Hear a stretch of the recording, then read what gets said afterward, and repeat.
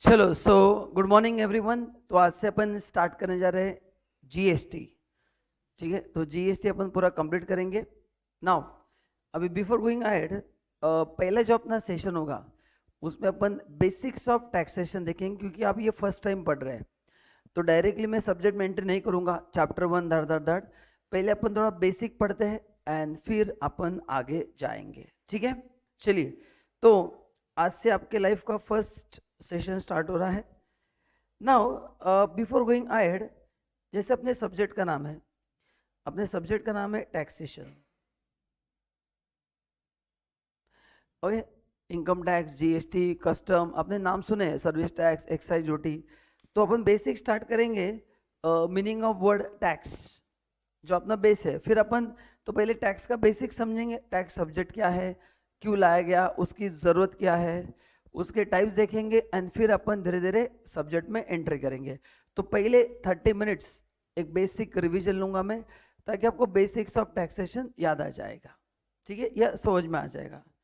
चलो, सो बताइए, पहला शब्द, आप में से कितने लोगों ने वर्ड टैक्स सुना है? ऑनलाइन सुना है आपने वर्ड? तो बताइए टैक्स का मतलब क्या है, फिर उसके types. What is tax basically, upon tax क्यों देते हैं, है ना? व्हाई वी पे टैक्सेस, क्या है मतलब टैक्स क्या होता है गवर्नमेंट के लिए? It's a source of revenue for government. It's a source of revenue for the government. अच्छा, गवर्नमेंट को पैसा क्यों लगता है? Why government needs money? तो गवर्नमेंट अलग अलग एरियाज में आपके लिए पैसा खर्च करते हैं, तो उसके लिए गवर्नमेंट टैक्स कलेक्ट करते हैं। तो basically what is tax? It's a source of revenue for the government. And government कहाँ कहाँ पे खर्च करता है आपको पता है? एजुकेशन है, हॉस्पिटल, स्कूल, इंफ्रास्ट्रक्चर, एयरपोर्ट, ये तो मैंने कुछ एग्जाम्पल दिया, डिफेंस, सिक्योरिटी। देन अलग अलग गवर्नमेंट स्कीम लेके आता है एंड एजुकेशन में काफ़ी लोगों को कंसेशन दिया जाता है, काफ़ी सारी कंपनीज को सब्सिडी देती है गवर्नमेंट, है ना? तो ये पैसा कहाँ से आता है? तो where ever government is spending, ये पैसा बोलो कहाँ से आता है? ये पैसा टैक्स में से आता है। कहाँ से आता है? टैक्स में से आता है। So this is the basic nature of tax. अच्छा, काफ़ी लोग क्वेश्चन पूछते हैं, टैक्स पे करना कंपलसरी है, ऑप्शनल है? कंपलसरी है। दो, आपको टैक्स देने की इच्छा नहीं है बट कंपलसरी है। ठीक है, नाउ इंडिया में दो प्रकार के टैक्सेस होते हैं। इंडिया में there are two types of taxes. कोई बता सकता है? शायद अपने नाम सुना रहेगा, बोलो what are the two types of taxes? Correct, एक है अपना डायरेक्ट टैक्स एंड दूसरा है इनडायरेक्ट टैक्स। तो अपना जो सब्जेक्ट है इसमें दोनों अपने को पढ़ना है, डायरेक्ट टैक्स भी पढ़ना है और जीएसटी। तो घर पे कुछ लोग पढ़ते समय, अभी जिन लोगों ने रिकॉर्डेड लेक्चर्स लिए हैं, कुछ लोग जीएसटी से स्टार्ट करते हैं, कुछ लोग डीटी से, है ना? तो ये आपका चॉइस है, एज सच कुछ फर्क नहीं पड़ता है, हर एक का कंफर्ट लेवल है। If you ask me, you will find GST quite easy as compare to direct tax, क्योंकि इसमें थेरी ज़्यादा है, डायरेक्ट टैक्स में न्यूमेरिकल ज़्यादा है। तो आप आपके हिसाब से कहीं से भी स्टार्ट कर सकते हैं, दोनों ही में मैं आपको बेसिक पहले बताने वाला हूँ। So there is nothing to worry. काफ़ी लोग क्वेश्चन पूछते हैं कि सर हमने डायरेक्ट जीएसटी स्टार्ट किया तो चलेगा क्या? कोई प्रॉब्लम नहीं, डीटी स्टार्ट किया तो भी चलेगा, इट्स योर चॉइस। ठीक है, बट अभी तो अपन जीएसटी से स्टार्ट कर रहे हैं। चलो, सो नाउ इसके बारे में थोड़ा डिस्कशन करते हैं कि what is direct tax and what is indirect tax. अगर बेसिक डिफरेंस जानना है तो अपन थोड़ा एक डायग्राम देखते हैं। अच्छा, उसके पहले एक बेसिक डिफरेंस बताता हूं। कोई बता सकता है what is direct tax? It's a tax on your income. And what is indirect tax, बोलो एनीवन ऑनलाइन?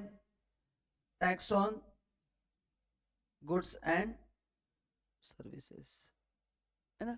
तो ये बेसिक मीनिंग है इसका। मैं लॉजिक बताऊंगा कि डायरेक्ट टैक्स इंडिया में क्यों लाया गया, इनडायरेक्ट टैक्स इंडिया में क्यों लाया गया, उसकी जरूरत क्या है, ये सब अपन देखेंगे। पर थोड़ा टाइम लगेगा, थोड़ा पेशेंस रखना है। आधा घंटा बेसिक्स ऑफ टैक्सेशन चलेगा, फिर मैं धीरे धीरे जीएसटी में एंट्री लूंगा। ओके, ताकि वो बेस बिल्ड हो जाए, है ना? कोई भूल गया बेसिक्स ऑफ टैक्सेशन तो उसको याद आना बहुत जरूरी है।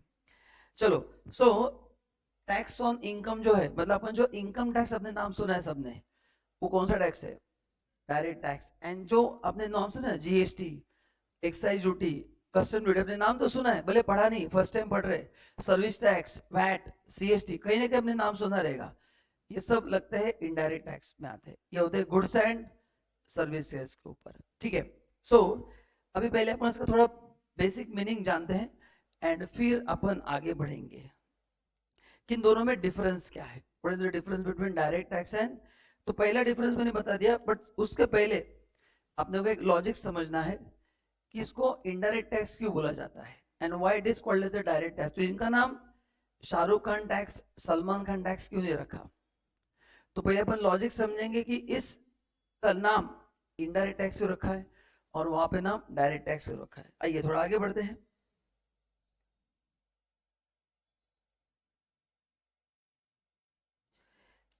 है ना, चलो तो पहले अपन स्टार्ट करेंगे with indirect tax, because upon GST पढ़ने वाले हैं। तो डायरेक्ट टैक्स में भी स्टार्टिंग यही होगा। तो बेसिक्स ऑफ टैक्सेशन मैं डायरेक्ट टैक्स में भी पढ़ाने वाला हूँ, जीएसटी पढ़ाने वाला हूँ। तो ये 45 मिनट्स का जो लेक्चर है बेसिक्स, वो दोनों जगह पे सेम रहेगा। मेरे को 2 बार क्यों पढ़ाना पड़ता है मैंने आपको ऑलरेडी बता दिया है। जो लोग रिकॉर्डेड लेते हैं, once entire recording is done, कुछ लोग जीएसटी से स्टार्ट करते हैं, कुछ लोग डायरेक्ट टैक्स से। हर एक का चॉइस है, दोनों लॉ अलग अलग है। ऐसा कुछ इतना क्रॉस कनेक्शन नहीं कि ये नहीं पढ़ा तो ये समझ भी नहीं आएगा, ऐसा कुछ है ही नहीं। इसलिए बेसिक में 2 बार कवर करूंगा, तो ये डायरेक्ट टैक्स में भी होगा और जीएसटी में भी होगा, ठीक है। हाँ, बट अगर आपने एक बार देख लिया तो आप इस पार्ट को फिर स्किप कर सकते हैं। जिन लोगों ने, अगर सपोज किसी ने डायरेक्ट टैक्स से स्टार्ट किया है, रिकॉर्डेड स्टूडेंट की बात कर रहा हूँ, तो आपने स्किप किया तो भी चलने वाला है। चलो ना एक एग्जाम्पल बताता हूँ कि इसका नाम इनडायरेक्ट टैक्स क्यों रखा है। एक एग्जाम्पल है, ये कंपनी है जो कार मैन्युफैक्चर करती है। कार मैन्युफैक्चर करने के बाद ये कार को सेल करती है डीलर को। अच्छा बताओ सब लोग, कार गुड्स है या सर्विस है? कार इज अ प्रोडक्ट, जो दिखता है वो गुड्स है, जो नहीं दिखता है वो, मैं अभी आपको पढ़ा रहा हूँ, वो क्या है? सर्विस है, ठीक है। जो दिखता नहीं वो क्या है? सर्विस है। नाउ तो ये मैन्युफैक्चरर ने गाड़ी डीलर को सेल किया है एंड डीलर किसको सेल करता है? Customer. So ultimately who is going to enjoy the product? Customer. अच्छा, एंड टैक्स किसका रेवेन्यू है? डीलर का है, मैन्युफैक्चरर का है या गवर्नमेंट का है? गवर्नमेंट का है। तो इसका प्रोसेस क्या है, मतलब बताओ, जितना भी सेल परचेस हो रहा है अल्टीमेटली रेवेन्यू किसको मिलना चाहिए? जीएसटी का जो रेवेन्यू किसको मिलना चाहिए? गवर्नमेंट को। और पे कौन करेगा? कस्टमर। ये कस्टमर डायरेक्टली पे नहीं करेगा, है ना। तो देखो पहले क्या होगा, मैन्युफैक्चरर जब सेल करेगा, तो मैंने एग्जांपल दिया है, मैन्युफैक्चरर ने 2 लाख रुपया इनडायरेक्ट टैक्स लगाया, जो अपना भी जीएसटी है ना। उसके अभी देखो अपना फर्स्ट सेशन है, तो थोड़ा पेशेंस रखना है, धीरे धीरे मैं आपको सब पढ़ाने वाला, तो हाई मत करना, है ना। जीएसटी में अगेन बता रहा हूँ, first chapter, I would say first 2 chapters जब तक नहीं होता है ना, आपको ऐसा प्रॉपर ग्रिप नहीं आएगा। तो थोड़ा उसमें पेशेंस रखना है।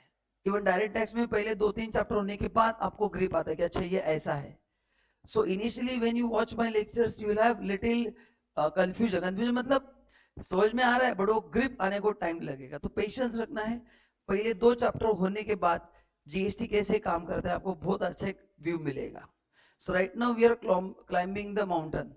व्यू देखने के लिए क्या करना पड़ेगा? ऊपर चढ़ना पड़ेगा ना। तो 2 चैप्टर तक का पेशेंस रखना है। मैं आपको एक एक चीज समझा दूंगा, समझने में इशू नहीं आएगा, पर बोलते हैं ग्रिप नहीं आ रहा है सब्जेक्ट का, तो उसके लिए 2 चैप्टर पेशेंस रखना जरूरी है। इवन डीटी में भी वैसे ही होगा कि जब तक आप फर्स्ट 2 चैप्टर कंप्लीट नहीं करते, सब्जेक्ट का इतना अच्छे से आइडिया नहीं आता है। तो don't guess the subject based on 1 lecture, you need to have patience at least for 1 chapter होने दो, फिर आपको थोड़ा अच्छा आइडिया आएगा। तो मोमेंट है कंप्लीट, सेकंड चैप्टर फिर आपको थोड़ा मजा आएगा, एंड थर्ड चैप्टर से फिर आपको पढ़ने में बहुत मजा आएगा। तो थोड़ा पेशेंस रखने पड़ेंगे। ये लो अपन फर्स्ट टाइम पढ़ रहे हैं। जैसे आप 11-12 में अकाउंट फर्स्ट टाइम पढ़ते हैं कि नहीं, फर्स्ट लेक्चर में समझ में आता है क्या? जब तक पहला चैप्टर खत्म नहीं होता है, डेबिट क्रेडिट क्या कुछ समझ में, फिर जर्नल एंट्रीज का प्रैक्टिस करते हैं, फिर जाके ग्रिप आता है। एंड एक बार फिर समझ में आएगा तो प्रॉब्लम नहीं आएगा। तो एक चैप्टर पेशेंस रखना है ना। There will be few doubts, मैं डिनाई नहीं कर रहा हूँ, बट मेरे को आपको टाइम देना पड़ेगा। एक चैप्टर के बाद मजा आएगा आपको। तो अभी इसके कैलकुलेशन कैसे होते हैं सर, इसका रेट क्या है, कुछ अभी एक्स्ट्रा क्वेश्चन नहीं, मैं जो बता रहा हूँ कट टू कट आपको भी समझना है। है ना। सो क्या वैल्यू था, कितना परसेंट है, कैसे भरते हैं, उसका फॉर्म नंबर क्या है, सब पढ़ाने वाला हूँ। पेशेंस। तो अभी बस एज्यूम करो कि मैन्युफैक्चर 2 लाख का जीएसटी लगा है। अच्छा, ये मैन्युफैक्चर जो गवर्नमेंट को जीएसटी देगा, बताओ ये खुद भरेगा या डीलर से लेके देगा? हाँ, डीलर से लेके देगा ना। ओके, तो मैन्युफैक्चर ने बेचा है, देखो डीलर से लिया 2 लाख रुपए। सो डीलर से 2 लाख रुपए लिया मैन्युफैक्चर ने और गवर्नमेंट को दे दिया। देन मैन्युफैक्चर ने कितना जीएसटी लगाया कस्टमर को? 2.5 लाख। अब एक डाउट आ सकता है, सर मैन्युफैक्चर ने 2 लाख लगाया, हम समझ गए सर, आपने को कुछ कैलकुलेशन अभी मत सोचो। ओके, नेक्स्ट सर 2.5 लाख लगाया, अभी जीएसटी कैसे बढ़ गया? क्योंकि जीएसटी अपने सेल प्राइस पे होता है। तो डीलर जब सेल प्राइस लगाएगा उसका प्रॉफिट ऐड करेगा कि नहीं करेगा? तो फ्री में कट कॉस्ट टू कॉस्ट बेचेगा? नहीं। तो मैन्युफैक्चर जो कार खरीदेगा, सपोज मैन्युफैक्चर से 10 लाख में खरीदा एग्जाम्पल, तो डीलर कितने बेचता है आगे? 12 लाख में तो बेचेगा, ये एग्जाम्पल दे रहा हूँ। तो जब उसका सेलिंग प्राइस बढ़ेगा तो जीएसटी क्या होगा? तो ये क्वेश्चन आ सकते हैं, 2.5 लाख कैसे हो गया सर, सेलिंग प्राइस बढ़ गया। ठीक है, तो बताओ इस प्रोसेस में 3 लोग हैं, पहला मैन्युफैक्चर है, फिर डीलर है और फिर कस्टमर है। बताओ पहले जीएसटी किसने दिया है? पहले जीएसटी डीलर ने किसको दिया है? मैन्युफैक्चर को, और मैन्युफैक्चर ने 2 लाख रुपए भर दिया गवर्नमेंट को। सेकंड केस में डीलर ने जेठालाल से कितना कलेक्ट किया?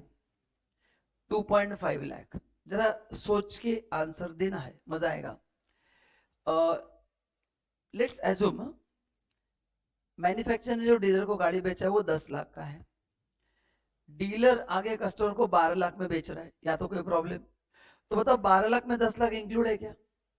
डीलर ने जो जेठालाल को 12 लाख रुपए चार्ज किया है उसमें 10 लाख इंक्लूड है क्या? अरे हाँ या ना, ऑनलाइन क्या लगता है, इंक्लूड है या नहीं? है ना। तो फिर 2.5 लाख में 2 लाख भी इंक्लूड होगा कि नहीं जीएसटी? अगर 12 लाख में 10 लाख इंक्लूड है तो 2.5 लाख में 2 लाख भी क्या होगा? इंक्लूड होगा। तो जेठालाल जो जीएसटी देगा गवर्नमेंट को, वो कितना देगा? 50,000 ही देगा। कितना देगा? 50,000 देगा। तो डीलर से मैन्युफैक्चर 2 लाख रुपए देके देगा, एंड डीलर कितना देगा? 50,000। ऐसे गवर्नमेंट को टोटल 2.5 लाख रुपए मिलेगा। क्योंकि जेठालाल ने अल्टीमेटली कितना जीएसटी पे किया है? 4.5 लाख या सब मिला के 2.5 लाख? सब मिला के 2.5 लाख, उसमें से 2 लाख रुपए मैन्युफैक्चर ने दिया, डीलर ने कलेक्ट किया 2.5 लाख, उसमें से 2 लाख उसने किसको दिया है? मैन्युफैक्चर को। तो डीलर गवर्नमेंट को कितना पे करेगा? 50,000। अभी मन में एक क्वेश्चन आ सकता है, और अच्छा क्वेश्चन है, कि सर डीलर को अगर 50,000 ही देना है तो 2.5 लाख कलेक्ट क्यों कर रहा है सर? डीलर को अगर 50,000 ही देना है ना गवर्नमेंट को, तो 2.5 लाख कवर क्यों कर रहा है? अगर उसने 2.5 लाख कवर नहीं किया तो 2 लाख का बर्डन पास ऑन नहीं होगा, एंड इसलिए उसका नाम दिया इनडायरेक्ट टैक्स। कि अगर आप इस प्रोसेस को समझेंगे, बताओ पूरा बर्डन एट द एंड किस पे आया है? बोलो बर्डन किस पे आया है? कस्टमर। और कस्टमर ने गवर्नमेंट को डायरेक्टली दिया है या इनडायरेक्टली दिया है? इनडायरेक्टली दिया है। कस्टमर ने 2.5 लाख डीलर को दिया है, डीलर ने 50,000 दिया गवर्नमेंट को, डीलर ने बचे 2 लाख मैन्युफैक्चर को पहले दे दिए थे, मैन्युफैक्चर ने 2 लाख रुपए दे दिए। तो रेवेन्यू मिला मैन्युफैक्चर को, मिला किससे? कस्टमर से। डायरेक्टली मिला या थ्रू प्रोसेस मिला? थ्रू चेन मिला, इनडायरेक्टली मिला, इसलिए उसका नाम रखा है indirect tax. This is the logic behind indirect tax. जैसे अभी सिंपल है, आपने मेरा क्लास ज्वाइन किया है, मैंने आपसे जीएसटी लिया है कि नहीं लिया है? और मैंने गवर्नमेंट को भरा है, बताओ मैंने मेरी जेब से भरा है या आपसे लेके भरा है? आपसे लेके भरा है। इनडायरेक्ट टैक्स जिसका बर्डन पास ऑन होता है, जिसका बर्डन क्या होता है? Pass on. तो मैन्युफैक्चरर से कस्टमर जितने भी बीच में मिडिल मैन है, फिर आप उसको होलसेलर बोलो, रिटेलर बोलो, distributor, what ever name you give it, they keep on passing the burden, and at the end burden किस पे आता है? कस्टमर पे आता है। So ultimately who will bear the tax? Customer. And who will get it? Government. बस में कोई डायरेक्ट चेन नहीं है। जैसे आप मेरे को जीएसटी दोगे फिर मैं गवर्नमेंट को दूंगा, यू कैन नॉट पे जीएसटी टू गवर्नमेंट, उसके पहले आपको जीएसटी का नंबर लेना पड़ेगा। तो मेरे पास जीएसटी का नंबर है, आपके पास है क्या? नहीं। तो ये टेक्निकल इशू है, इसलिए उसको क्या बोलते हैं? सो ultimate revenue of government but paid by Jethalal. ये रेवेन्यू किसका है? गवर्नमेंट का है, और पे कौन करता है?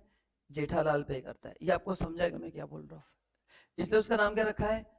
Indirect tax. यहाँ तक क्लियर है? ऑनलाइन आप सबको, ऑनलाइन एनी क्वेश्चन? ठीक है, आप जिम ज्वाइन करो, आपने मोबाइल खरीदा है, what ever goods and service you avail, आप उस बंदे को क्या करते हो? जीएसटी देते हो, एंड वो गवर्नमेंट देता है, आप डायरेक्टली पे नहीं करते। तो now with the help of this can you guess what would be the direct tax? Direct tax, अभी आपके पेरेंट जो भी काम कर रहे हैं, बिजनेस कर रहे हैं, जॉब कर रहे हैं, what ever they are doing, उसमें जो भी इनकम वो अर्न कर रहे हैं, उसका टैक्स वो किसी को दे रहे या खुद गवर्नमेंट को भर रहे? किसको दे रहे? दुकानदार को या खुद गवर्नमेंट को भर रहे? इसलिए उसका नाम रखा है डायरेक्ट टैक्स, क्योंकि डायरेक्ट टैक्स का बर्डन कभी शिफ्ट नहीं होता है, इनडायरेक्ट टैक्स का बर्डन शिफ्ट होता है, इसलिए उसका नाम रखा है इनडायरेक्ट टैक्स। तो what is the basic meaning of indirect tax? जिसका बर्डन हम क्या करते हैं? शिफ्ट करते हैं। मैन्युफैक्चरर ने जो 2 लाख जीएसटी दिया, उसने बर्डन किस पे शिफ्ट किया? डीलर। डीलर ने बर्डन किस पे शिफ्ट किया? कस्टमर। कस्टमर बर्डन शिफ्ट कर सकता है क्या? नहीं, he is the end user. someone has to bear the cost ना, सब लोग पास ऑन करते रहेंगे तो कैसे होगा? तो who will bear all the cost at the end?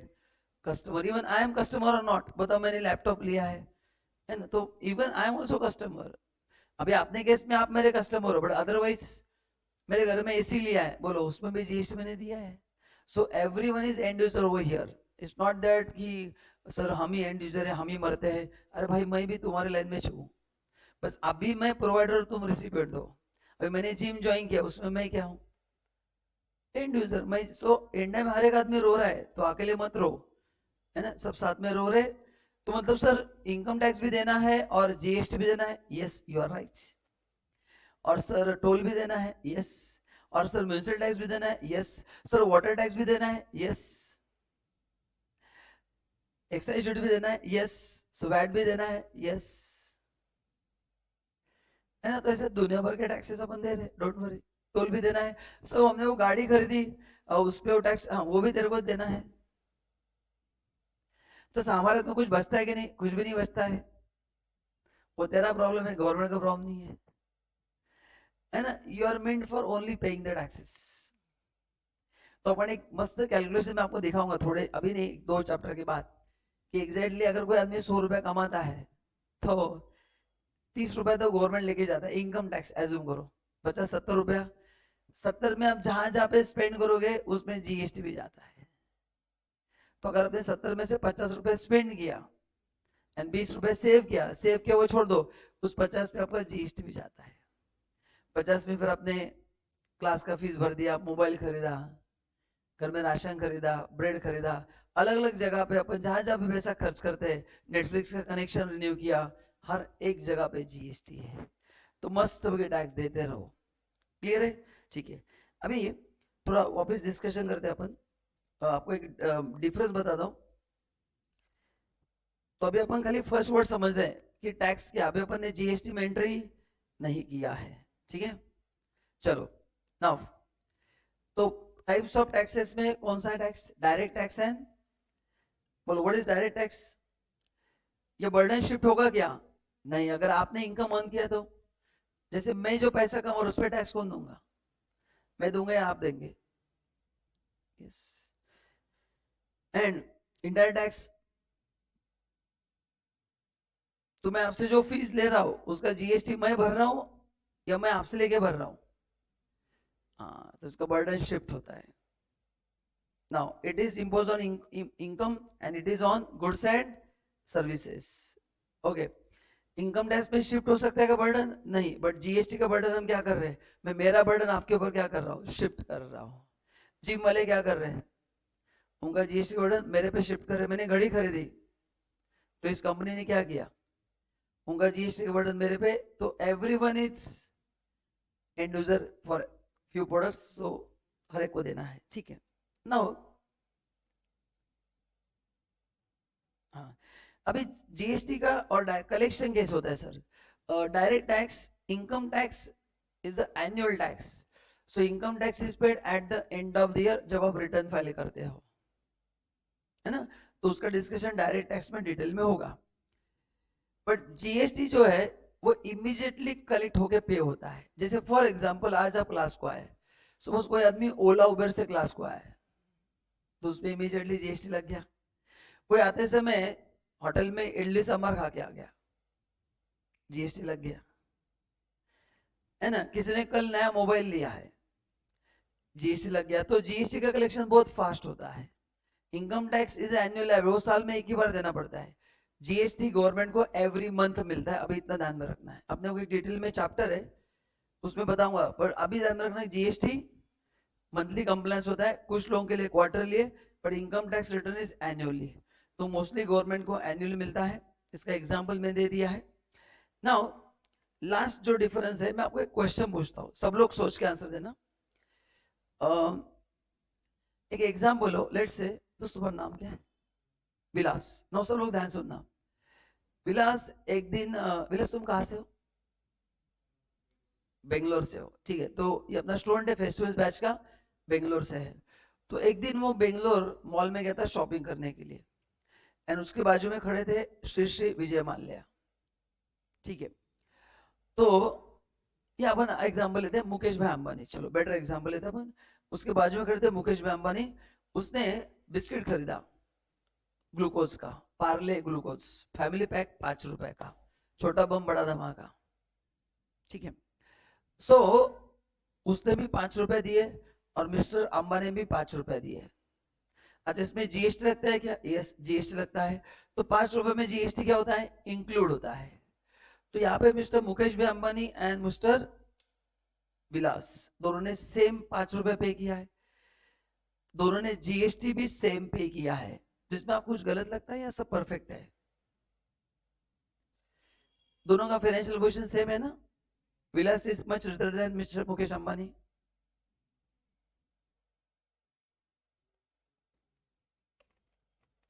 या उल्टा हो सकता है, maybe, I don't know. Vilas, क्या स्थिति है? कौन रिच, अंबानी या तुम? तुम सोचेगा कि I am richer than mister Ambani, तो उसके साथ वो नाइंसाफी हो रही है। उसका कहने की सर, मतलब मुकेश अंबानी बोले कि ये मैं, मेरे से, मैं और ये बिलियनियर दोनों सेम टैक्स दे रहे हैं। ये आदमी रिच है, उसने ज्यादा टैक्स देना चाहिए और मैंने कम टैक्स देना चाहिए। इसको बोलते हैं रिग्रेसिव इन नेचर, जो लास्ट पॉइंट है। रिग्रेसिव का मतलब है यहाँ पे एक प्रॉब्लम ऐसा है कि इनकम के हिसाब से जीएसटी लगता है। तो biscuit purchase by mister Mukesh bhai Ambani and biscuit purchase by mister Vilas, दोनों पे जीएसटी का बर्डन सेम ही आता है। जैसे यहाँ पे जितने सारे स्टूडेंट क्लास के लिए बैठे हैं, हर एक का फाइनेंशियल पोजीशन सेम नहीं है। किसी का अच्छा है, किसी का और अच्छा है। He can buy Antilia 3-4 times, है ना। तो हर एक का फाइनेंशियल पोजीशन अलग अलग है, बट आपके ऊपर आने वाला जीएसटी का बर्डन क्या है? सेम है या अलग अलग है? सेम है। तो इसको बोलते हैं रिग्रेसिव इन नेचर। इसको क्या बोलते हैं? Regressive. Now let's come to income tax. Income tax में वैसा नहीं होगा। If you compare yourself with mister Mukesh bhai Ambani, he will pay more tax. तो income tax is progressive in nature. जैसे आपका इनकम बढ़ेगा, आपका टैक्स लायबिलिटी बढ़ेगा। बट जीएसटी में ऐसा नहीं होगा। जीएसटी में आपका इनकम कितना भी हो, है ना, जीएसटी में कम हो या ज्यादा हो फर्क नहीं पड़ता है। उस प्रोडक्ट पे या सर्विस पे जो भी जीएसटी सबको पे करना मैंडेटरी है, कंपलसरी है, अनिवार्य है। सो ये फर्क है। तो ये डिफरेंस कभी कभी एग्जाम में 1-2 मार्क के लिए आता है, पर अपन इतना जीएसटी इनकम टैक्स पढ़ने वाले हैं कि इसको आपको स्पेशल एफर्ट डालने की जरूरत नहीं पड़ेगी, आप आराम से डिफरेंस लिख पाओगे, ठीक है। तो ये है अपने सब्जेक्ट का पहला वर्ड, मीनिंग ऑफ टैक्स। तो what is meaning of tax? Is a source of revenue for the government. And उसमें आपको लर्न क्या करना है? क्या करना है? उसमें 2 तरह के टैक्सेस है, one is direct tax and one is indirect tax. What is indirect tax? जिसका बर्डन हम शिफ्ट कर सकते हैं। What is direct tax? जिसका हम बर्डन शिफ्ट नहीं कर सकते। जिसका हम बर्डन शिफ्ट नहीं कर सकते, वो एज इट इज क्या करना पड़ेगा, है ना। शिफ्ट कर सकते डायरेक्ट टैक्स नहीं। तो मैं जितना पैसा कमाऊंगा उतना टैक्स मेरे को देना है, आप जितना पैसा कमाओगे उतना आपको टैक्स देना है। तो ये बेसिक डिफरेंस है, ठीक है। Online any question? अभी मैं बहुत इंटरेस्टिंग पॉइंट डिस्कस करने वाला हूं। आप मैंने आपको हिंट दिया था, पर आपने एक क्वेश्चन नहीं पूछा कि सर यहाँ पे डबल टैक्स हो रहा है क्या। अपन उस पर बात करेंगे। काफी क्वेश्चन पूछते हैं स्टूडेंट, क्योंकि सर आपने अभी कहा था कि अगर आप 100 रुपया अर्न करते हैं तो उसमें 30 रुपया तो इनकम टैक्स जाता है ना। बचा कितना? 70 रुपया। 70 रुपये पे मैं जहां जहां पे स्पेंड करता हूँ उस पर जीएसटी भी लगता है। तो टेक्निकली मैं डायरेक्ट टैक्स भी दे रहा हूँ और इनडायरेक्ट टैक्स भी दे रहा हूँ। तो इज देयर डबल टैक्सेशन? तो इसका अपन डिटेल में एनालिसिस करेंगे, है ना। ध्यान सुनना, मैं आपको अभी लॉजिक बताने जा रहा हूँ कि इनकम टैक्स क्यों लाया गया, एंड फिर मैं इसका भी लॉजिक बताऊंगा इनडायरेक्ट टैक्स क्यों लाया गया। तो पहले अपन लॉजिक समझते हैं, मतलब इस टैक्स का ओरिजिन कैसे हुआ, इसका कहाँ से आया सर इनडायरेक्ट टैक्स है। मतलब हम पढ़ रहे हैं, आपने पैसा दिया इसलिए हम पढ़ा रहे हैं, ऐसा कुछ है क्या कि आप आ रहे क्लास को, चलो आज पढ़ाते, कुछ तो भी मजा आना चाहिए। सो जरा लॉजिक समझना है कि मैं आपको थोड़ा हिस्ट्री बता रहा हूँ just for a fun. Exam में इस पे क्वेश्चन नहीं आएगा, बट आपको पता होना चाहिए कि मैं जो लॉ आपको पढ़ा रहा हूँ वो लॉ बने कैसे, इसका हिस्ट्री क्या था। तो पुराने जमाने में क्या होता था, जब ये मतलब 14-15 सेंचुरी की बात हो रही है, जब राजे महाराजे होते थे ना, तो वहां पे ऐसा कोई परफेक्ट टैक्सेशन स्ट्रक्चर नहीं था, करेक्ट एज सच। तो वो जो राजे महाराजे होते थे ना, सपोज मैं बेंगलोर स्टेट में मेरे को जाके बिजनेस करना है, तो बेंगलोर के जो राजा रहेंगे, है ना, उनको बहुत भारी महल है। आप गए तो देखना बेंगलोर में, जबरदस्त महल है। मतलब वहाँ पे वो टूरिस्ट प्लेस ही बन चुका है, अब वहाँ पे बहुत अच्छा है और उसको मेंटेन उन्होंने अच्छा किया है। तो वहां पे कोई सिस्टम नहीं था ऐसा। तो मेरे को बेंगलुरु में जाकर बिजनेस करना है, तो मैं करूंगा क्या? मैं राजा से परमिशन लेना पड़ता था, है ना, कि सर मैं आपके स्टेट में आके बिजनेस कर सकता हूँ क्या। वहां पे ऐसा कुछ मतलब फॉर्मल कम्युनिकेशन का मोड था ही नहीं। पर राजा को डायरेक्ट परमिशन कैसे मांगेंगे? तो उसको गिफ्ट ऑफर किए जाते थे। क्या किए जाते थे? गिफ्ट। मतलब अगर सपोज मैंने 100 प्रोडक्ट बनाए बेचने के लिए, उसमें से 10 प्रोडक्ट मैं राजा को गिफ्ट करता था, out of love and affection, so that he would allow me to sell goods in his area. तो 100 गुड्स मैंने बनाए। नो, सोचना ध्यान से सोचना, मैंने 100 गुड्स 1800 रुपए के बनाए। कितने के बनाए? तो बताओ एवरेज कॉस्ट कितना है पर प्रोडक्ट? 18 रुपए हो गया, है ना। मैंने 100 प्रोडक्ट 1800 के बनाए, एवरेज कॉस्ट कितना हो गया? 18 रुपया। मैंने उसमें से 10 प्रोडक्ट राजा को फ्री में गिफ्ट कर दिए। क्या कर दिए? फ्री में गिफ्ट कर दिए, so that he would allow me to sell goods in his area. वैसे वो ना नहीं बोलने वाला था, but still out of love and affection, to be on safer side, डर के मारे ये आपके लिए 10 गिफ्ट मेरी तरफ से। ठीक है, हो गया। अभी मेरे पास बचे कितने गुड्स? 90। सब लोग आंसर देना जो ऑनलाइन है, 90। और उस गुड्स का कॉस्ट कितना है? 1800। उस गुड्स का कॉस्ट कितना है? 1800। अभी आपने 2 मिनट पहले मेरे को आंसर क्या दिया था? मैंने आपको क्वेश्चन पूछा था कि अपन ने, तो अभी अपन पढ़ क्या रहे? इनडायरेक्ट टैक्स केस है, उसका थोड़ा लॉजिक पढ़ रहे कि कहां से आया, इसका ओरिजिन। तो मैंने जो मेरे प्रोडक्ट कितने थे? 100। कॉस्ट कितना था? 1800। तो मेरा एवरेज कॉस्ट कितना था उस समय? 18 पर यूनिट। गाइस यहाँ तो कोई प्रॉब्लम है क्या? मैंने 100 प्रोडक्ट बनाए 1800 रुपए के, एवरेज कॉस्ट कितना था? 18। इसमें से मैंने कितने गिफ्ट कर दिए? 10। तो मेरे पास बचे कितने अभी? 90 ही बचे। और कॉस्ट कम होगा या उतना ही रहेगा? वो तो मैं ऑलरेडी इंकर कर चुका हूं, हिस्टोरिकल कॉस्ट बन चुका है। तो now what will be my average price? जो पहले 18 था, 18 कैसे है बताओ? 1800 डिवाइड बाय 100। अभी 1000 डिवाइड बाय 90, एवरेज कॉस्ट कितना हो गया? 20। तो यहाँ पे आपको कुछ गलत लग रहा है क्या? कुछ अलग हुआ? तो पहले जो कॉस्ट 18 रुपया था वो 20 रुपया हो गया अभी। ये क्यों हुआ बताओ? Why did this happen? ये एवरेज कॉस्ट 100 का 18 का 20 कैसे हो गया?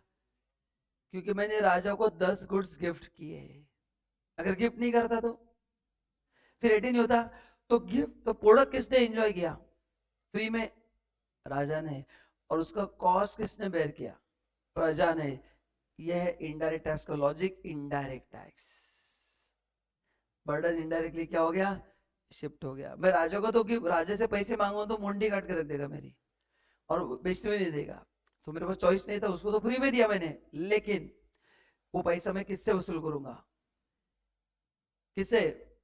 हाँ, तो ये इसको बोलते हैं ट्रेडिशन। ये पहले गिफ्ट देने का क्या था, ट्रेडिशन था।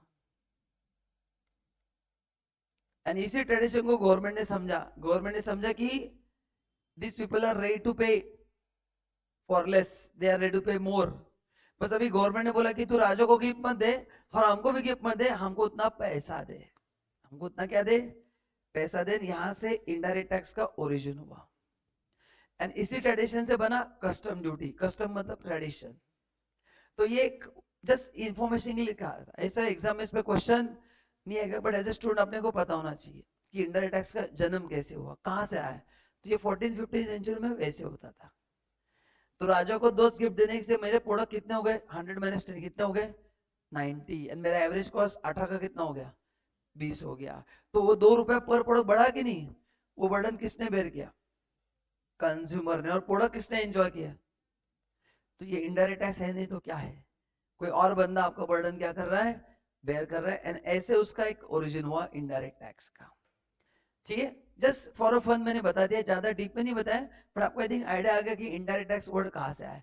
तो ये पहले हो रहा था, बस गवर्नमेंट ने बाद में उसको लॉ में कन्वर्ट कर दिया। हो रहा था कि नहीं बताओ, इनडायरेक्टली कस्टमर टैक्स दे रहे थे कि नहीं दे रहे थे, बिकॉज बेनिफिट कौन किसको मिल रहा था, राजा को। और कॉस्ट कौन बेयर कर रहा था, उसका प्रजा कस्टमर, तो उनको कॉस्ट बेयर था, उन्होंने कॉस्ट बेयर किया। ठीक है, या तो कोई प्रॉब्लम ऑनलाइन, या तक एनी क्वेश्चन। तो गाइस ऐसे ही आपको थोड़ा पेशेंस रखने पड़ेंगे, पहले 1 या 2 चैप्टर का ही मत करना।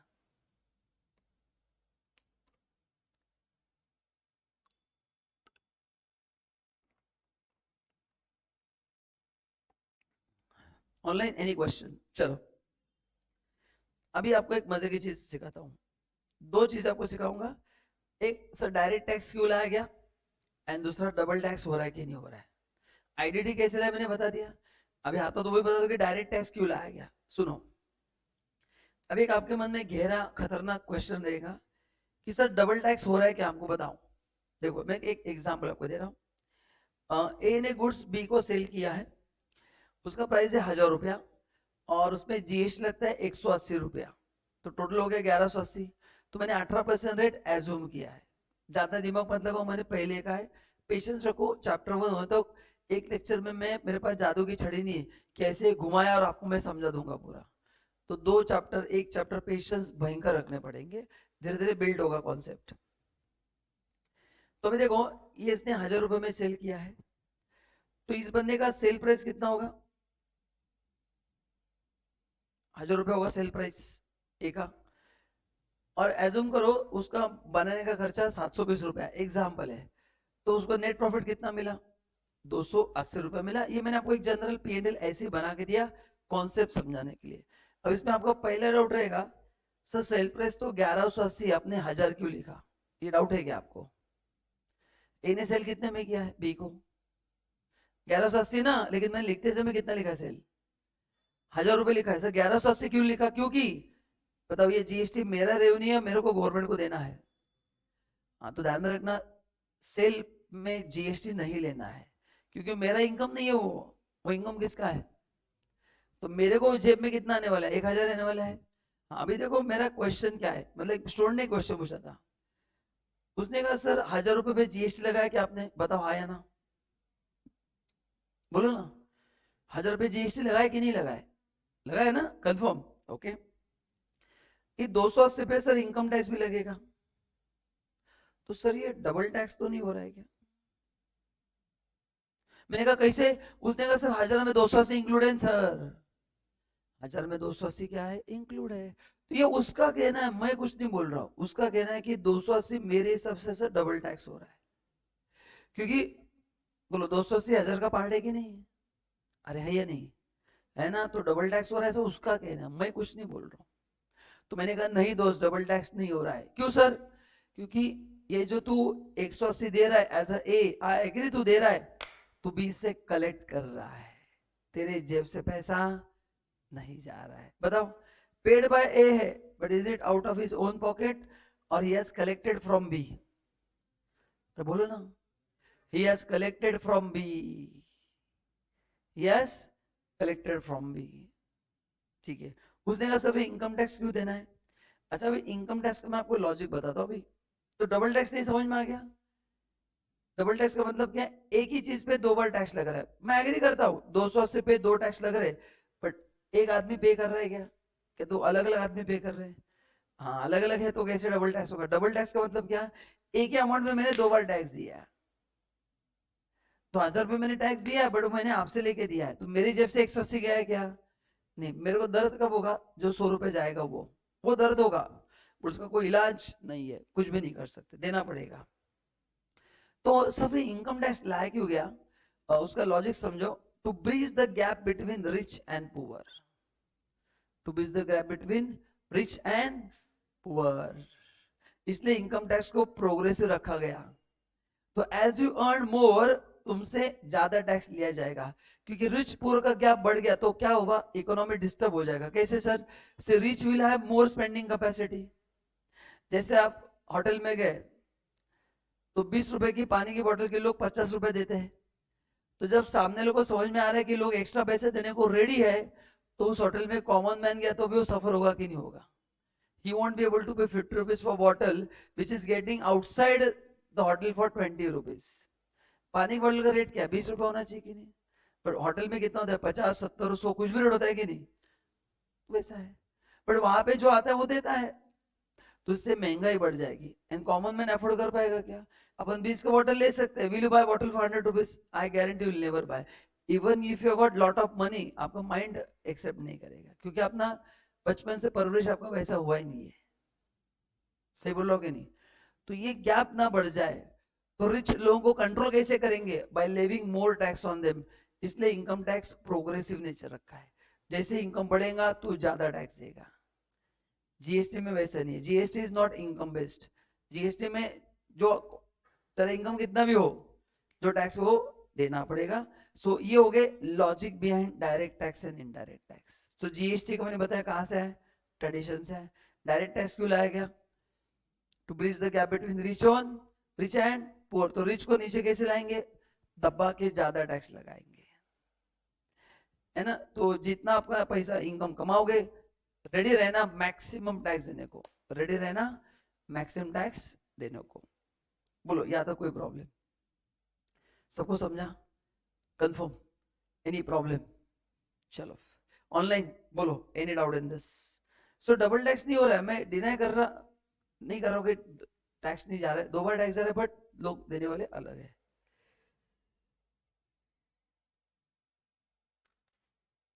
अच्छा, last question before I move on, and फिर अपना पहला पॉइंट हो गया जो सब्जेक्ट का स्टार्टिंग पॉइंट है, मीनिंग ऑफ टैक्स। ये पूरा डिस्कशन किसका चल रहा है? मीनिंग ऑफ टैक्स का चल रहा है। तो ये अपने लाइफ का पहला पॉइंट हो गया। Okay, any question now? अच्छा, मेरे एक सोच के आंसर दीजिए। गवर्नमेंट के हिसाब से कौन सा टैक्स कलेक्ट करना गवर्नमेंट के लिए आसान है? डायरेक्ट टैक्स या इनडायरेक्ट टैक्स?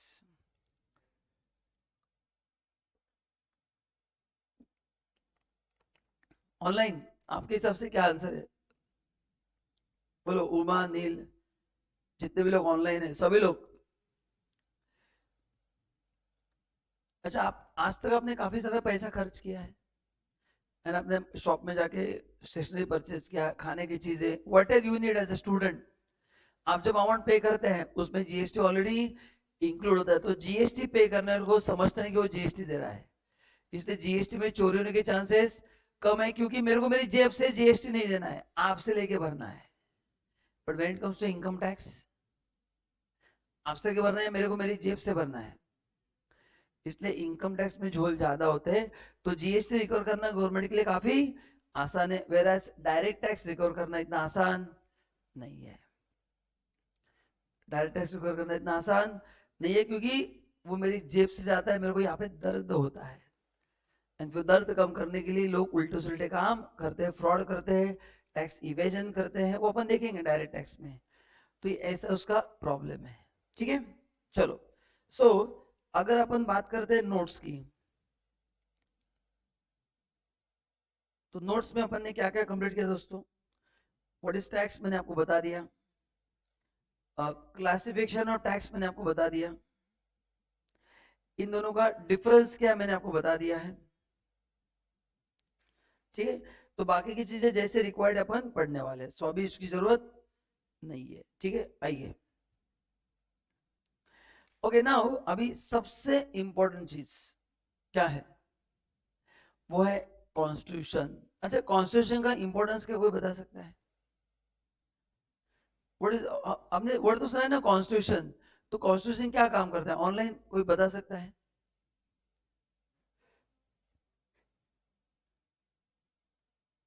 यस, बोलिए, कॉन्स्टिट्यूशन का रूल क्या है? यस, हाँ, कॉन्स्टिट्यूशन लॉ बनाता है। कॉन्स्टिट्यूशन इज द माई बाप of every law, every law originates from constitution. तो अगर कोई चीज कॉन्स्टिट्यूशन में लिखी है तो ही वो टैक्स लगेगा। अपना कॉन्स्टिट्यूशन कब बना है? 1950 में बना है, एंड गारंटी मैं आपको बताता हूँ guys, this is the finest constitution in the world I can say. मतलब 1950 में उन्होंने जो किया है काम, इट्स इनक्रेडिबल वर्क। मतलब इतना सोचना उस समय, मतलब आप सोचो आज से कितने साल पीछे, उस समय ये थॉट होना, तो इंडिया का जो कॉन्स्टिट्यूशन है वो best constitution in the world I can say. मतलब टॉप 5 में तो जरूर रहेगा, मेरे को इतना ज्ञान नहीं पूरे वर्ल्ड का, but what I believe is बहुत भारी बना है। मतलब मैं आपको बताऊंगा, आपने को टैक्स में इतना नहीं लगता है, बट लॉ के स्टूडेंट्स के लिए कॉन्स्टिट्यूशन एक सब्जेक्ट है प्रॉपर। सो वहां पे उसके बहुत जबरदस्त बना है, बहुत मतलब बहुत भारी लॉ बना है कॉन्स्टिट्यूशन। मतलब क्या लेवल पे थॉट प्रोसेस है, ये 1950 में बना है। मतलब इट रिक्वायर्ड एक्स्ट्राऑर्डिनरी टैलेंट। पता है किन्होंने बनाया, किन्होंने बनाया कॉन्स्टिट्यूशन? मैंने, मेरा जन्म भी नहीं हुआ था। अरे बोलो ना, श्री बाबा साहेब अम्बेडकर। मतलब आप जब पढ़ेंगे ना तो आपको समझेगा कि 1950 में इतना थॉट प्रोसेस होना नेक्स्ट लेवल। चलिए, तो अपन आते हैं, आपने कोई ज्यादा डिटेल में है नहीं, पर आपको मौका मिला तो आप जरूर पढ़ना, इट्स अनबिलीवेबल वर्क। चलो, तो कॉन्स्टिट्यूशन जब बना 1950 में, तो उस समय एक्साइज ड्यूटी था, है ना, जो भी टैक्स, इनकम टैक्स नाम लिखा था, उस समय जीएसटी का नाम उसमें नहीं था। जीएसटी कब आया? 1 जुलाई 2017 में। तो जीएसटी 7-8 साल का बेबी है, ठीक है ना। तो 1 जुलाई 2017 को घर के बाहर जाना है बालकनी में, एंड जोर से बोलना है हैप्पी बर्थडे जीएसटी। जोर से रोड पे खड़ा होकर बोलना है बीच में, है ना, बोलना आज मेरे फ्रेंड का बर्थडे है, उसका नाम है जीएसटी। तो मैं before I go ahead with constitution, GST 2017 में आया। तो जीएसटी को कॉन्स्टिट्यूशन में लाने के लिए पहले कॉन्स्टिट्यूशन में अमेंडमेंट्स किए गए। क्या किए गए? कॉन्स्टिट्यूशन में अमेंडमेंट्स किए गए, एंड फिर कॉन्स्टिट्यूशन ने पावर दिया पार्लियामेंट का टू मेक लॉ। तो article 245 empower parliament to make law. तो कॉन्स्टिट्यूशन लॉ नहीं बनाता है, बट कॉन्स्टिट्यूशन में जो जो लॉ कवर्ड है, जिसका स्कोप कवर्ड है, उसके पावर किसको देता है? वो पार्लियामेंट। मतलब मन से कोई लॉ नहीं बना सकता, ना सेंट्रल गवर्नमेंट, ना स्टेट गवर्नमेंट, ना लोकल अथॉरिटी, कोई भी नहीं। वो लॉ का ताकत कहां से ओरिजिन होना चाहिए? हाँ, कॉन्स्टिट्यूशन में लिखा है तो ही लॉ बनेगा। एंड सोचो, see don't think from income tax point of view and GST point of view, there are other law also. इन सब के बारे में कहीं ना कहीं लिखा है। लेबर लॉ है, इंडस्ट्रियल डिस्प्यूट एक्ट है, कितने सारे इंडिया में लॉ आप सोचो ना। ट्रैफिक ऑफेंसेस है अपना, ये क्रिमिनल केसेस जो होते हैं ना, हिट एंड रन केस, खून क्या ये क्या, कितने सारे लॉ है। सिविल लॉ है, क्रिमिनल है, डायरेक्ट टैक्स है, जीएसटी है, दुनिया भर के लॉ है। ये इमेजिन करो, ये इतना सब लिखना मजाक है क्या? आप सोचो, मतलब आप सोच नहीं सकते, इतना डीप है वो। सो मेरे हिसाब से इफ यू आस्क मी ना, this is the finest drafted constitution in the world भी हो सकता है। मतलब अगर कोई इतना ज्ञानी आदमी होना चाहिए जो सभी वर्ल्ड के कॉन्स्टिट्यूशन, बट मेरे हिसाब से टॉप 5 में तो जरूर आएगा, इतना मैं आपको श्योरली बता सकता हूँ। सो तो article 245 it empower parliament to make law, ठीक है। तो पार्लियामेंट को अधिकार दिए जाते कि वो लॉ बनाएंगे, ठीक है। पर उसके पहले आपने को पढ़ना है article 265। Now what is article 265 says? No tax shall be levied और collected except by authority of law. इसका मतलब क्या है, इंडिया में जो भी लॉ लेवी होगा या कलेक्ट करेगा वो बाय अथॉरिटी ऑफ लॉ होगा। मेरे मन से मैं कोई भी टैक्स कलेक्ट नहीं करूंगा, उसके लिए प्रॉपर लॉ होगा एंड अकॉर्डिंगली ही अथॉरिटी के हिसाब से जो भी कायदे कानून से टैक्स का वसूली किया जाएगा। जैसे एग्जांपल देता हूं, ट्रैफिक ऑफेंसेस, अपने सिग्नल रूल्स फॉलो नहीं किया, आपको पकड़ लिया, तो उसका जो भी फाइन देगा 700 800 1000 रुपए, जो आई डोंट नो क्या है, वो इंस्पेक्टर डिसाइड करते हैं या डिफाइन है किसी न किसी लॉ में, डिफाइन है। तो ट्रैफिक ऑफेंस के लिए कितना पेनल्टी वो डिफाइन है। तो कलेक्ट वो तो लेवी भी लॉ ही करेगा और कलेक्ट भी कौन करेगा, लॉ ही करेगा, है ना। So no tax shall be levy. Levy मतलब क्रिएशन ऑफ चार्ज। लेवी का मतलब ऐसा क्या इवेंट है जिससे वो चीज ट्रिगर होता है। जैसे इनकम टैक्स में तुमने इनकम अर्न किया, टैक्स देना पड़ेगा, है ना, वैसे ही है। तो ये है article 265 and last and very important article है वो है आर्टिकल 246। ना जब उस समय कॉन्स्टिट्यूशन बना, आपने ये पढ़ा रहेगा शायद, India is a federal state, मतलब यहाँ पे 3 लेयर्स ऑफ गवर्नमेंट है, सेंट्रल गवर्नमेंट है, स्टेट गवर्नमेंट है एंड लोकल अथॉरिटी भी है। तो ये इतने सारे इंडिया में टैक्सेस हम लगाने वाले हैं, कौन सा रेवेन्यू किसको मिलेगा ये डिफाइन किया है आर्टिकल 246 ने। किसने डिफाइन किया है, ये डिफाइन किया आर्टिकल 246। क्या डिफाइन किया है, allocation of revenue between central government and state government, ताकि झगड़ा ना हो बिटवीन स्टेट। ये झगड़ा होता था कि नहीं होता, कि इनकम टैक्स किसको मिलना चाहिए, जीएसटी किसको मिलना चाहिए। इमेजिन करो that kind of wisdom you are having in 1950।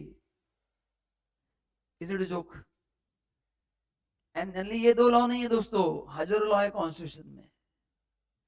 Constitution is the my बाप ऑफ इंडिया, सभी लॉ का ओरिजिन वहां से होता है। इमेजिन करो कितने सारे लॉ है उसमें।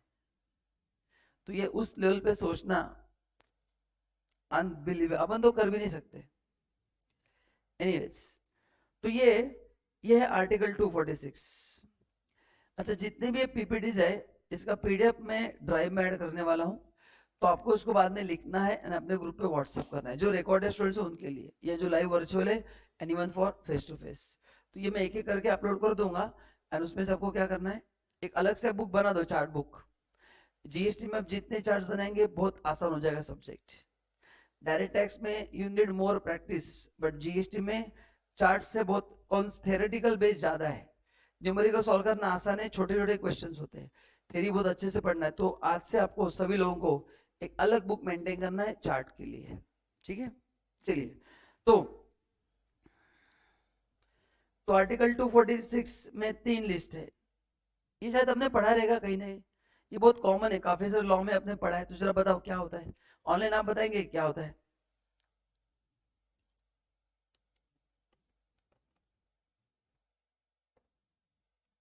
बोलो ऑनलाइन।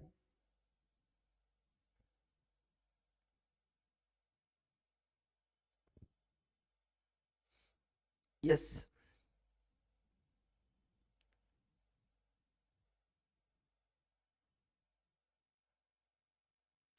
अरे बोलो ना क्या है ऑनलाइन। यूनियन लिस्ट का मतलब इसमें जो जो भी ड्यूटीज एंड टैक्सेस है उसका रेवेन्यू सेंट्रल गवर्नमेंट को मिलेगा। और इसका लिस्ट मैंने चैप्टर 1 में दिया, अपन पढ़ने वाला, अभी नोट्स की जरूरत नहीं है। मैंने पहले कहा कि पेशेंस रखो, घाई मत करना। पहले 2 चैप्टर तक आपको भयंकर पेशेंस रखने पड़ेंगे, उसके बाद आपको बहुत मजा आएगा। अभी भी मजा आएगा, बट एक ग्रिप आने को टाइम लगेगा। तो income tax, custom duty, CST, service tax, इसके बारे में मैं डिस्कस करने वाला हूँ, डोंट वरी।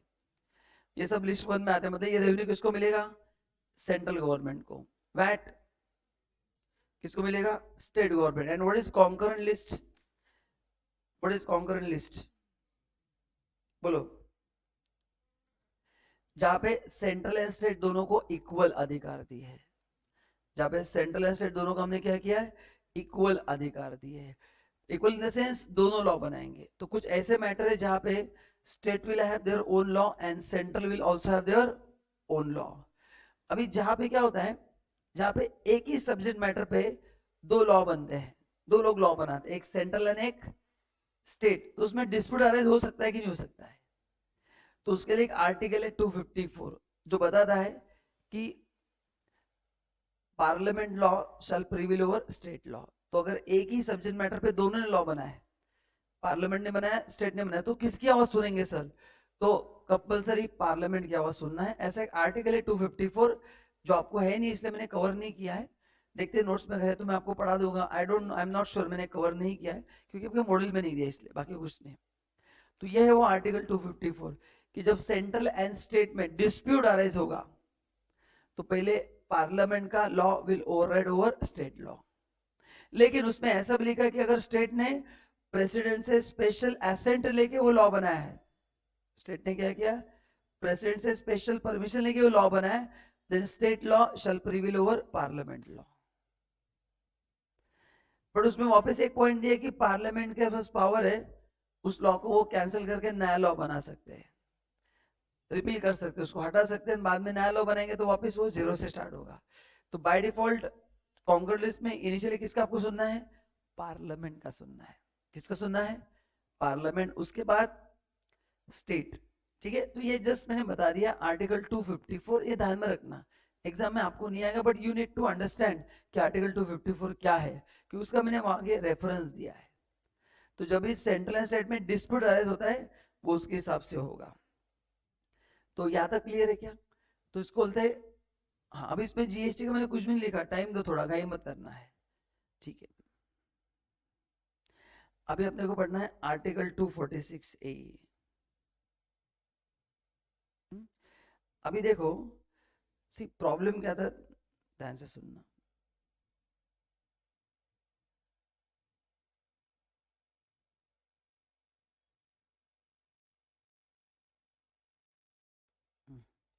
एक मिनट, अपन कहाँ थे? हाँ, अभी आर्टिकल 246 क्या है ये मैं आपको एक थोड़े समय के बाद बताता हूँ, अभी नहीं बताता हूँ। ठीक है ना? तो यहाँ पे गाइस बेसिक्स ऑफ टैक्सेशन का पार्ट कंप्लीट हो गया है। इसके बाद अपन क्या करेंगे, फिर जीएसटी में एंटर करेंगे। इससे अपन क्या करेंगे, जीएसटी में एंटर करेंगे एंड धीरे धीरे धीरे जीएसटी पढ़ना अपन स्टार्ट कर देंगे। तो इस बेसिक लेक्चर में अपन ने ये बस एक बार पढ़ के रखना, इसमें क्या क्या अपन ने कवर किया। एक meaning of tax, direct tax, indirect tax, उसके डिस्टिंग्विश क्या है, and constitutional provision, list 1, list 2 and list 3। तो ये बेसिक अपन ने डिस्कशन किया है। तो जो नेक्स्ट लेक्चर होगा उसमें अपन क्या करेंगे, धीरे धीरे धीरे जीएसटी पढ़ना स्टार्ट करेंगे। ठीक है, चलो। So guys, thank you so much. Next session break के बाद अपन करेंगे। चलो, थैंक यू।